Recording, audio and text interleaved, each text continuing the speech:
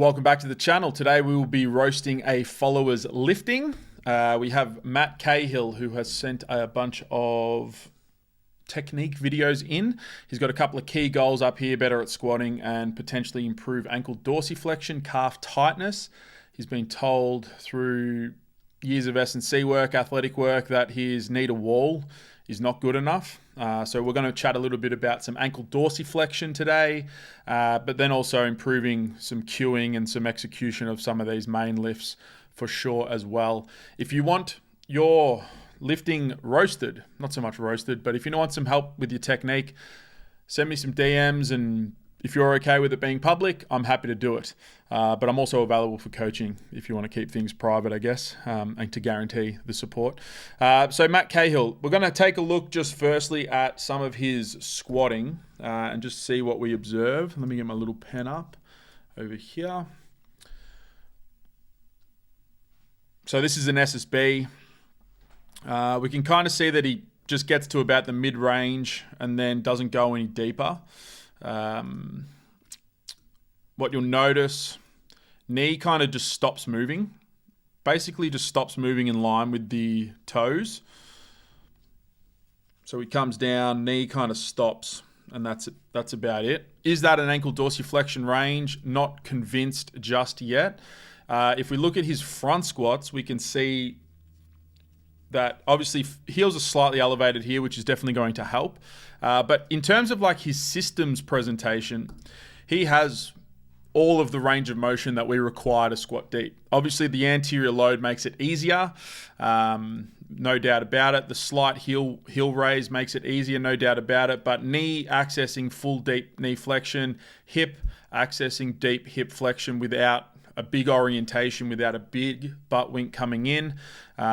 He's able to maintain his elbow position through the whole front squat, like it doesn't drop down, so that doesn't bring flexion into his system.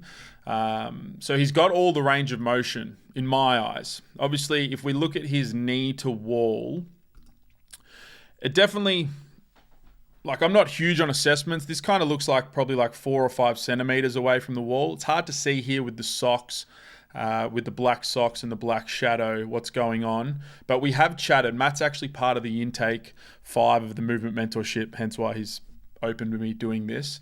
And we've already chatted a little bit about this, but he gets a left sort of anterior hip pinch and a small stretch on the back side of the ankle on the left side. His right side feels a little bit more like a stretch compared to the front of the ankle, which is good. If you want to improve your dorsiflexion, the first thing that we have to make sure that we clear is we have to minimize this anterior or this closing space pinching. So when the shin comes forward, let me go this way. When the shin comes forward in space, if whatever drill you're doing, it doesn't really matter, whatever dorsiflexion drill you're doing, if the pinching or closing joint space is what is restricted, it doesn't really matter how much mobility drills and how many stretches and how many sort of strategies we use, it's probably not going to make a difference. If you follow the content in the recent podcast I dropped, I discussed that for any mobility improvement, we need 2 things to happen. The first one is that the bones need to support the space that we're moving into.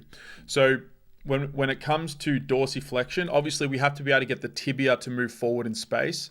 We probably also, though, need that pronation moment to happen, where the medial arch drops down towards the floor. And when that medial arch drops down through pronation, we actually drop the navicular and drop the talus down in space, which allows the tibia to continue to move forward.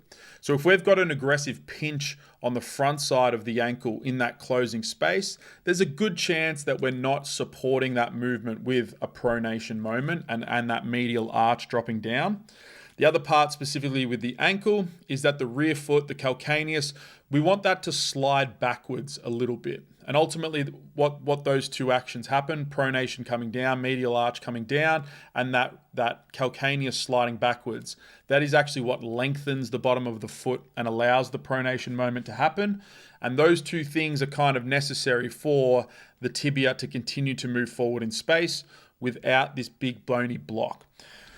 So what I would recommend for anybody that has that little anterior pinching, it kind of just hits a dead end and it stops moving. The first thing that we want to do is allow the foot to relax when we transition from the heel to the big toe. So part of that is when we're doing any of our dorsiflexion drills, so when we're doing any of these, like whatever the drill you want to do to try to improve it, a big part of that is actually relaxing the foot, thinking about the toes spreading down into the ground, almost envisioning it. Like I'm a big fan of that, like painting that feeling in your head as you transition from your heel through the foot and let that thing flatten. Those are the things that I would be looking to explore with any dorsiflexion range drill.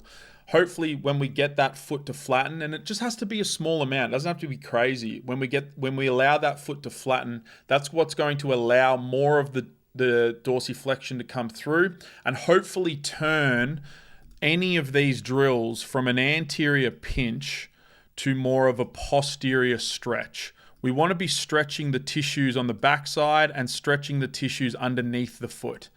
So allowing the foot to relax and spread down into the ground with whichever dorsiflexion drill you're doing will be really, really important. Another couple of key things to think about when doing any of these dorsiflexion drills is you actually want to feel and experience your weight shift from your heel through the midfoot towards the bridge at the front of your foot, specifically more so biased towards the first metatarsal head, the big knuckle of the first toe. If you can transition from heel and feel that pressure and feel that load and that mass move through the foot, relax the foot and spread it, you will very quickly, everyone's going to be different, but there's a very good chance that you will then start to experience more of a stretching on the backside, which is what we want. If we never allow the bones to express the space that we're looking for, we are never going to get the soft tissue stretch or the soft tissue eccentric strategy that we need on the opening side of the joint. And that's true for every mobility restrictions. Firstly, the bones need to allow the space to be accessed, so we can't just close them off, we can't restrict them in any way. And then secondary, once we've got the opening side stretch occurring, that's where we need to start to explore and challenge that in as many productive ways as possible. So that will be the first thing. And just from the first chat with Matt off air, we already started to improve some of that, specifically on the left side. So is this a dorsiflexion problem? I'm not convinced that it's a dorsiflexion problem. I'm convinced that we just have a foot that more than likely isn't flattening. So we're probably not on the midfoot. We're probably not loaded well. We're probably not relaxing the foot and spreading those 3 points of contact down into the ground, which means we think it's an ankle dorsiflexion range, but it's probably not. And I would imagine that once we actually start to just engage with the ground a bit more with that flattening of the foot, I reckon this thing's going to improve straight away. Like, I don't think that this is a true dorsiflexion limitation. I think it's just a coordination thing with the foot, with the ankle, with mass management, and all of those sort of things. The other thing to note here, that even though this is an SSB bar, we can kind of see that it buckles him as he comes down. If we compare this sort of like trunk position, this forward lean that comes in, and compare that to more of like a front squat, obviously heels are elevated, it's going to be easier for sure. But I know that he can actually hold this position a little bit better. And I would want him to express more of the front squat strategies, even though he's using an SSB bar. And for Matt, that is going to be a bit more of a reach of the elbows forward in space and to push his rib cage back in space and hold it back there. I would be looking for this, not this aggressive with the arm position, but this position of his rib cage is what we want to be seeing with that SSB squat as well. Expose more of this shape into the SSB and probably more of the back, like a barbell on his back. We don't have any back squat videos, but you can kind of tell that he's not there. If we pause in that bottom position, we can see that there is extension in this system still. which isn't a bad thing. It's not bad to squat with extension. It's just that if we want to maximize depth, if we want to maximize range, if we want to maximize loading through the foot and through dorsiflexion and all of those positions that he feels he's restricted in, we want to be exposing more of this slightly shifted back position. The drill that I would use for that, and this goes for anyone looking to improve squats, is going to be a plank with reach. So Matt has sent me a plank with reach, and what we can see is he's actually not engaging the shift back in the way that we want. What we have here is a lumbar extension, a big thoracic curve. He's obviously got the reach part of it with the arms and the upper body, but it actually hasn't shifted his mass back in space. What he's done is he's just maximized this kind of like kyphotic thoracic curve, this flexion of the upper body. He's still maintaining his extension here. So what I would want, and we chatted about this last week, what I would want is more of this shape. So we've reached through the ground. It's not an aggressive thoracic curve, but James has actually pushed his hips back. And we've just got more of a uniform shape here. If you think about James, if you stood him up, this would be exactly where Matt is executing his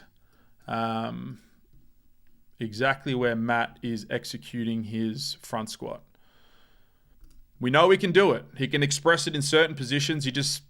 It's a skill. This is a skill-based thing more than anything else. I'm not convinced that this is a dorsiflexion problem.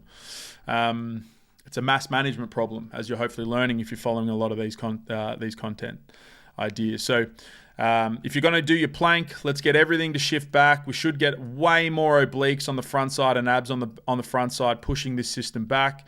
Hold that shape, bit more of a uniform curve, not a rounding in any specific area, just a more uniform shape. And then just challenge yourself to breathe in that position all the way in, all the way out, and that will improve more than likely straight away. So there's the squatting stuff. If you have any questions, drop them down below. The next one is going to be some pressing. So I come from the powerlifting world. I ran a powerlifting gym for 10 years. I have a few big rocks for powerlifting bench press. Number one is the setup. We have to get the setup right. And the setup part of it is going to be leg drive. I'm going to leave that there as I chat. If we look at this setup, we have very little leg involvement. Legs are sort of wobbling around. We're up on the toes, which is great. But generally when people use this heel elevated position, we're trying to get the feet as far underneath you as possible. And that extends the hip a lot and allows you to do a big arch. So if we're not trying to have a huge arch, some people do for performance reasons. If we're not trying to have a huge arch, what I would recommend is get these feet flat on the ground, engage with more of a leg extension feeling. So sliding your legs into the ground and pushing your feet into the ground. That force is going to slide you up the bench, and then we can hopefully feel a tighter upper back position. So if you wanted to maximize your arch, the feet underneath you makes a lot of sense. But if you're not looking to maximize your arch and you're just looking for just general bench sort of qualities, I would go feet flat, a little further in front, slide your legs into the ground, use those quads to slide you up the bench, and go through that. So that would be the first thing here. That's definitely the first big rock. The second big rock of bench press is your touch point and bar path. It has to be consistent. Number one, it has to be consistent. Number two, in the touch point, we want the elbows to basically be directly under the barbell. I can't see that from here, but we can at least see if the touch point is consistent, which it kind of looks like it is. A little bit of a bounce in the bottom. All of that moving on the bench, if we engage the legs properly and create a good counter force, all of that stuff will go away, and you'll be able to lift heavier just with that, for sure. But touch point looks good. I can't really see too much from here. The main thing I'd be fixing here would be the setup. Leg drive, building more tension with the lower body. Otherwise, that actually looks like a decent bench. Here we have a feet up press. So with the feet up position, we're promoting more of that shifted back strategy of the rib cage and the pelvis. Obviously, having our feet up brings the leg into hip flexion, which hopefully will tuck the pelvis a small amount, taking away the arch, improving the stack, and more than likely just improving shoulder blade positioning, shoulder blade delivery. Scap delivery is what I call it. What we want to see, though, with all of these feet up variations is we don't want the chest, more so the lower rib cage, to be lifting every single time you come down. That's telling me that we're using this like back extension, rib cage protraction strategy. So we're definitely getting a bit of that here. We can kind of see that the rib cage lifts every time his arms come up or down. Sorry, his rib cage lifts, and then every time he presses, the rib cage drops. I think a better setup would be find a bit more ab and oblique tension here. Keep the rib cage still. A little flare's fine. I prefer a bit more of like a flatter back setup for these feet up.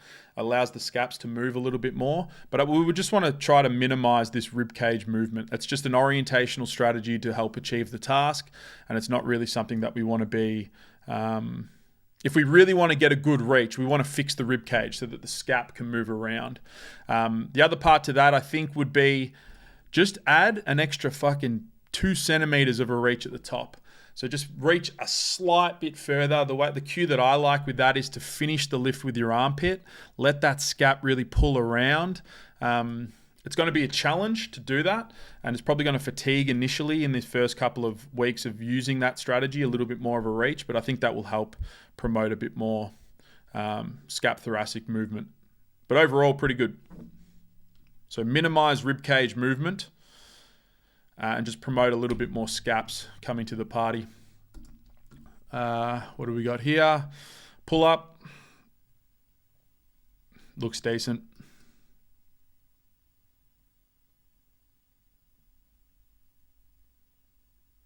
Shoulders rounding. That's a proximal strategy at the top when he fatigues. That's a proximal strategy to achieve the task, to bring the bar. So technically it would be the same as a pull down, but to bring the chest up to the bar, that rounding at the top, that flexion at the top that comes in is just a proximal strategy to help achieve the task. We can see it more so when he fatigues. Not a bad thing. It's just how his nervous system is coordinating the movement. I would probably like to see a little bit more of a prouder chest throughout. Obviously, though, he's smacking pull-ups. He looks like a big lad. Not a huge thing for me, but maybe just chest to bar a little bit more there. On this row, we see this rib cage strategy happening again. The way that we can see it with single arm rows is that the rib cage leads the down phase and leads the up phase. So this is more of obviously we're still going to get lats, we're still going to get retractors, but this more than anything is like a trunk rotation strategy. Similar with the feet up press. We want to fix the rib cage. The way that I recommend fixing the rib cage on these one arm rows is engage this down arm a little more, protract on this side, push into that bench and hold that position so that the rib cage doesn't move.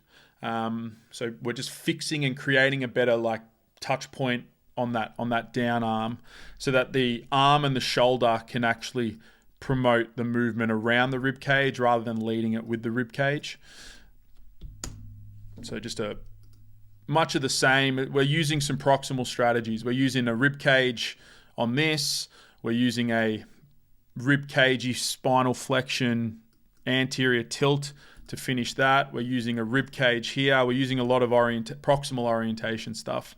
We'll continue a little further. Stiff-legged deads. Look solid. Look balanced, which is good. Biggest thing with deadlifting and squatting is we want balanced foot pressure. We don't want to be fucking hanging out on the toes, hanging out in the heels. We just want a good, nice, balanced foot pressure. That looks good to me. Wouldn't change much there. Shitty power cleans. I don't do much. In fact, I don't do any ollie lifting coaching, but might have to get Angus in the comments. Angus in the comments, help me out here, brother.